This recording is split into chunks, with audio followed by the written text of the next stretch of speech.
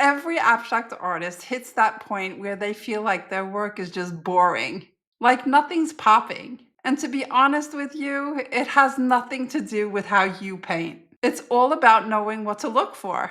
So in this video, I'm going to show you the exact process I use to spot what's missing and to turn a dull painting into something that stands out.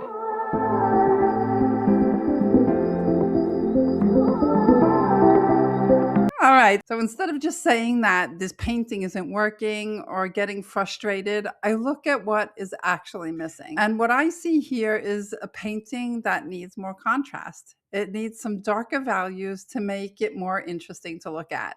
So I start adding these dark shapes, and I'm not doing this randomly. I'm trying to create contrast so these light areas can actually breathe and pop. I'm building pathways for my eye to move around the painting. Throughout this whole part of my process, I work really freely, but I'm also being really intentional about where I place things. So notice how I'm bringing in that light color on the top there and then echoing it down at the bottom. There's a couple of reasons for me doing this. One is that I'm creating more contrast in color, but I'm also creating energy and balance in my painting. And as the painting progresses, I also start adding line work and creating marks that bring energy and interest into the work. And they also help guide the eye and add another layer of visual complexity. So if you're watching this thinking that I never know what my painting needs, know that you're not alone because I think every artist at some stage struggles with this, me included. What matters isn't perfection, it's learning to see what's missing and having a process that you can repeat over and over again. So I'm just trusting my eye here. I'm adding contrast where I feel the painting needs it, and I'm working with the painting instead of against it.